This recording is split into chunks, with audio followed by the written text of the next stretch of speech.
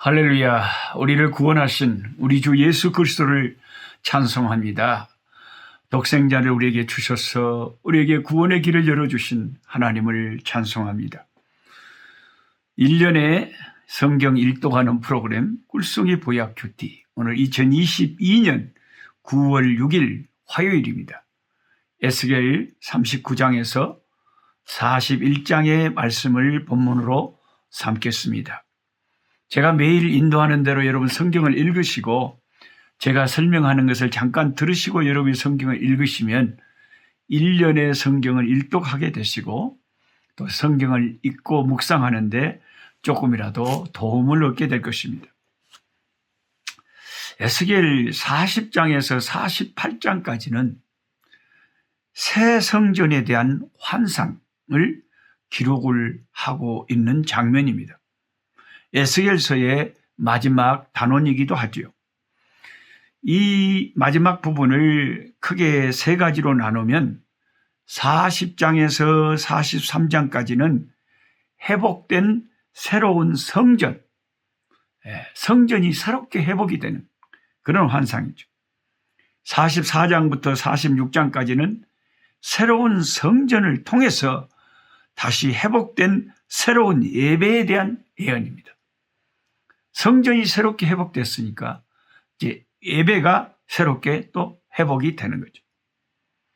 그리고 47장과 마지막 48장은 하나님이 회복된 백성들에게 다시 주시는 새로운 기업, 새로운 참 상속물, 그 기업에 대한 약속이 기록이 되어 있습니다. 세 가지 요점을 기억합시다. 새로운 성전, 새로운 예배, 새로운 기업입니다. 에스겔서 40장에서 48장까지의 예언이 구체적으로 어떤 시기를 겨냥한 것인가에 대해서는 다양한 해석들이 있습니다. 성경의 예언 해석에서 가장 어려운 부분 가운데 하나가 바로 이 역사적 시기에 관한 문제입니다. 그 이유는 성경의 예언자들이 앞일을 예언할 때에 마치 망원경으로 들여다보듯이 역사를 보기 때문입니다. 즉 어느 한 시기만 보지 않고 연이어진 산등성이를 보듯이 역사를 본다는 것입니다. 이렇게 되면 두 사건 사이에는 엄청난 시간적 간격이 있음에도 불구하고 바로 연이어진 사건인 것처럼 느껴집니다. 우리가 망원경으로 산을 바라볼 때 한 망원경의 렌즈 안에 가까운 거리에 있는 광경과 멀리 있는 광경이 같이 잡히는 것과 같은 그런 원리라고 말할 수 있습니다. 그래서 예언을 해석하는 게 어렵죠. 바로 앞에 닥친 현실을 이야기하는 것 같은데 나중에 지나놓고 보니까 또 먼 후에 일어날 일이 동시에 같이 예언이 돼 있었던 것이죠. 에스겔 40장에서 48장의 내용은 포로로 끌려갔던 이스라엘 백성들이 다시 조국 땅에 돌아와서 다시 성전을 짓고 다시 하나님을 예배하기 시작할 것이라는 사실에 대한 예언이죠. 그렇게 될 것이라는 거죠. 지금은 에스겔 선지 당시에는 그들이 다 막막하게 남의 나라 포로로 잡혀있고 노예 생활하던 때라 감히 자기 조국에 돌아가서 새롭게 성전을 짓고 하나님을 예배할 것이라는 것을 실감하지 못하는 상황이었죠. 그래서 그들에게 소망을 주는 이 성전 환상을 보여주는 거죠. 근데 거기에서만 이 예언이 끝나지 않고 동시에 한 걸음 더 나아가서 그것은 신약 시대에 메시아 되신 예수 그리스도로 말미암아 이루어질 새로운 신약의 시대, 그리고 그 후에 다시 재림하셔서 새 하늘과 새 땅을 지으시고 우리를 다스리실 메시아 왕국을 말씀하시는 함축된 예언이라고 할 수가 있겠습니다. 에스겔 40장 서두에 한 사람이 등장을 하죠.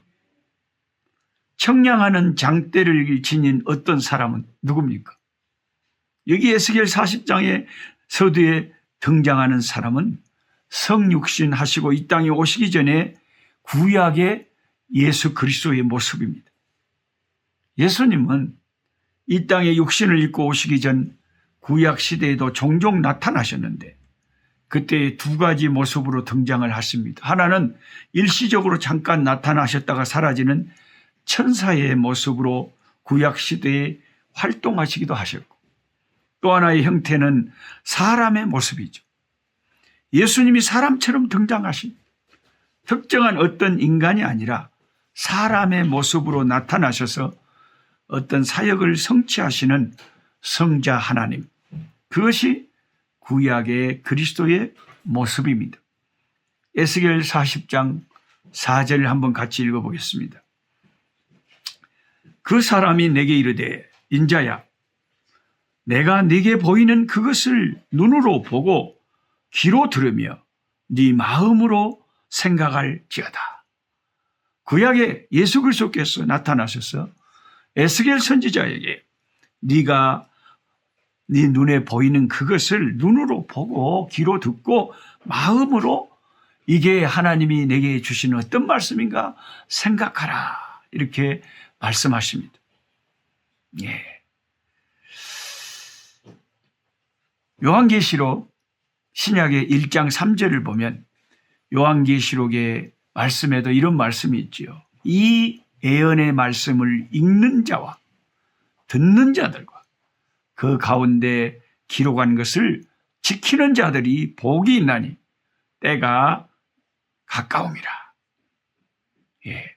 이 말씀을 읽는 자, 듣는 자, 그 말씀대로 순종하고 그 말씀을 지키는 자들이 복이 있다. 예. 구약의 에스겔서의 예수님은 네가 보여, 네 하나님이 너에게 보여주는 것을 네가 눈으로 보고 귀로 듣고 마음으로 생각할 거라, 생각하라, 그렇게 말씀합니다. 그러니까 매일같이 하나님의 말씀을 펼쳐놓고 말씀을 읽고 말씀을 듣고 말씀을 묵상하고 마음으로 생각하고 하는 이것이 하나님의 우리에게 원하시는 믿음의 날마다의 모습들이죠. 딱 성경을 덮어놓고 있다가 주일날 딱 한번 가서 예배드리고 가서 목사님 설교 한번 하실 때 성경 펼치고 집에 딱 와서 성경 덮어놓고 그냥 성경에 먼지가 날 정도로 놔둬버리면 결코 우리의 믿음이 성장할 수도 없고 강해질 수도 없고 하나님과 가까이 신앙생활을 할 수도 없는 것입니다. 말씀을 가까이 하는 것이 주를 가까이 하는 것이라는 것을 기억해야 됩니다. 이제 에스겔 40장 5절 이하의 말씀을 살펴봅시다. 여기에는 앞으로 새롭게 회복될 성전의 담벼락, 그리고 문들, 그리고 성전의 청계, 성전의 현관 등 여러 가지 이미지들이 계속 나옵니다. 그런데 한 가지 매우 중요한 것이 있는데 그것은 6절과 10절에 나오는 동쪽을 향한 문입니다. 동쪽을 향한 문. 저랑 같이 늘 성경 공부하시는 분들은 제가 하도 이것을 강조하니까 잘 알고 있을 겁니다. 하나님 성전에 있는 동쪽 문입니다. 이스턴 게이트입니다. 제가 여기 예국에 와서 살다 보니까 한국에도 물론 서울에 동대문, 남대문 있잖아요. 여기 예국의 큰 도시에도 보면 큰 쇼핑몰 같은 거, 이게 이런 쇼핑몰의 이름이 동쪽에 크게 있는 쇼핑몰이 이스턴 게이트, 웨스턴 게이트, 이스트 게이트, 웨스트 게이트, 노스 게이트, 사우스 게이트 이래가지고 그 도시에 그 들어가는 관문에 큰 몰을 지어놓고 이름을 그렇게 지어놨어요. 하나님의 성전에도 동쪽 문이 있을 거 아닙니까? 동쪽 문. 동쪽 문이 있는데 하나님께서 친히 동쪽 문을 통해서 출입하신다. 조금 인간적으로 이해하자면 그렇다는 거죠. 구약 성경에 그것을 많이 강조하고 있습니다. 성전이 무너질 때 동쪽 문을 통해서 어떤 사건이 일어났었죠? 하나님의 성령께서 동쪽 문으로 서서히 떠나가시던 장면을 여러분 에스겔 10장을 다시 한번 찾아서 읽어보시면 기억할 것입니다. 우리는 하나님의 영광의 임재가 동쪽 문을 지나서 동쪽에 있는 감람산으로 올라가서 서서히 예루살렘 시가지를 넘어 성전과 그 백성을 떠나가시던 모습을 보았었습니다. 이제 에스겔 마지막 부분에 가니까 새로운 성전이 회복되는데 새로운 성전이 회복될 것을 말씀하시면서 이 성전의 중요한 것으로 동쪽 문이 또 한 번 강조되고 있습니다. 제가 여러분에게 이런 설명을 안 해드리면 여러분이 성경을 읽어도 신경을 안 쓰고 동쪽 문을 읽으니까 제가 마음이 쓰이는 거예요. 그거 생각하시라고. 여러분 혹시 옛날 영화 가운데 저도 그 내용은 생각이 잘 안 납니다만은 그 옛날 영화 가운데 그 제목은 생각나요. 에덴의 동쪽. 에덴의 동쪽이라는 미국 영화가 있었어요. 에덴의 동쪽. 그러면 이런 성경적인 여러분이 그런 지식이 있는 사람들은 그 영화 제목이 에덴의 동쪽이 에덴의 서쪽하고 에덴의 남쪽하고 에덴의 북쪽하고 에덴의 동쪽이 뭐가 다르대요? 동쪽이 다르다니까요. 아담과 하와가 범죄하고 타락했을 때에 그들을 에덴 동산에서 하나님이 쫓아냈잖아요. 그리고 화영검을 통해서 지켰잖아요. 거기에 에덴의 동쪽을 지켰다 그랬어요. 그 말은 그들을 에덴의 동쪽으로 쫓아내버린 거예요. 그리고 창세기 4장을 읽다 보면 최초의 살인자 아벨을 죽인 그 악한 형이 있잖아요. 걔를 그 동쪽으로 제가 지금 여러분과 함께 시간이 되신 분은 창세기 4장을 한번 살펴봐야 되겠네요.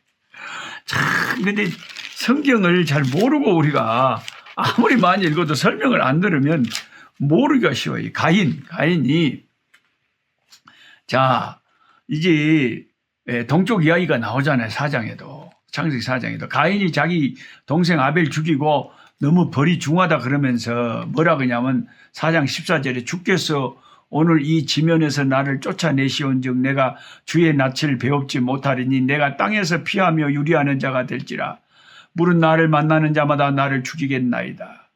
여호와께서 그에게 이르시되 그렇지 아니하다. 가인을 죽이는 자는 벌을 7배나 받으리라 하시고 가인에게 표를 주사 그를 만나는 모든 사람에서 죽임을 면하게 하시니라.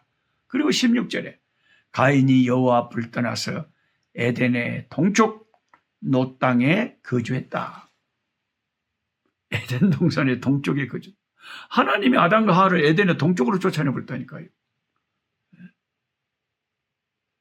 그게 참 성경에 하나님이 임재가 떠날 때 성전의 동쪽 문으로 나가서 떠나셨고 다시 이제 새 성전을 마련하시고 하나님의 영광과 임재가 다시 회복될 때 동쪽 문을 통해서 들어오신다는 거죠.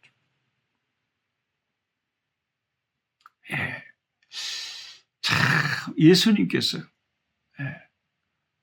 오셔서 십자가와 부활로 우리를 구원의 길을 열어놓으신 것은 이제 그 에덴의 동쪽으로 쫓겨났던 그 죄 때문에 쫓겨났던 아담과 하와 후손인 우리 인류들에게 예수를 믿으면 다시 동쪽 문을 통해서 에덴에 들어갈 수 있는 것처럼 예수 그리스도를 통해서 천국에 들어갈 수 있다. 쫓겨났던 자리에서 죄의 문제가 십자가로 해결되면 예수님이 길이요 진리요 생명이 되시고 예수님이 우리의 구원의 문이 되시기 때문에 예수를 믿는 자들은 다시 예수님을 통해서 천국으로 들어갈 수가 있다.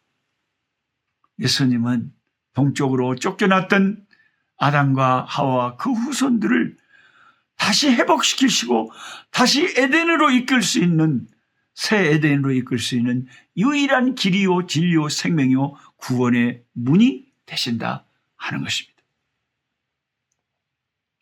그 다음에 에스겔 42장 20절을 보면 그가 이와 같이 그 사방을 청량하니 그 사방 담은 마당의 장과 광이 500척이라 그 담은 거룩한 것과 속된 것을 구별하는 것이더라. 하나님의 성전이 새롭게 세워지는데 담이 사상없이 다 어마어마하게 쳐져 있어요.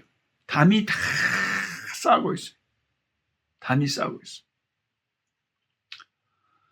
근데 그 담의 역할이 뭐라고 성경이 말하냐면 거룩한 것과 속된 것을 구별하는 역할을 한다는 거죠. 그러니까 그 성 안에 사는 사람들은 거룩한 백성들, 그 담 밖에 있는 것은 거룩하지 못한 거죠. 똑같은 거예요. 오늘날도 예수님이 예수 안에 있는 자들은 내가 거룩해서가 아니라 예수님의 십자가의 공로가 위대해서 그 피의 공로로 우리가 거룩한 백성이라 일컬음을 받아요. 예수 담 밖에 있는 자들은 아무리 자기들이 양심적이고 자기들이 깨끗하다 해도 하나님이 보시기에는 인간은 다 죄인. 그래서 예수님 안에 있느냐 예수님 밖에 있느냐가 우리가 거룩한 백성이 되느냐 거룩하지 못한 백성이 되느냐를 구별짓는 것이. 그래서 예수 이름이 그렇게 중요하고 예수의 말씀이 우리에게 그렇게 중요하다는 거죠. 할렐루야. 하나님의 말씀은 심오하고 하나님의 말씀은 깊습니다. 창세기부터 요한계시록까지 66권의 성경의 모든 말씀들이 하나로 이어지고 연결됩니다. 하나님의 말씀을 깨닫는 은혜를 베풀어 주시옵시고 성령 하나님 우리를 진리 가운데로 인도해 주셔서 예수 그리스도가 나의 구세주인 것을 알게 하시고 주님이 하신 말씀을 잘 따라가게 하시며 성경의 성령으로 기록된 말씀들을 잘 깨닫고 그 말씀대로 살 때 복을 누리고 영생에 이르는 은총을 저희들이 힘있게 하옵소서. 우리 구주 예수님의 이름으로 기도하옵나이다. 아멘. 약한 자 힘주시고 강한 자 바르게 주 함자 정택함이 주님의 뜻이라. 해 아래 압박 있는 곳 주 거기 계셔서 그 팔로 막아 주시어 종이가 서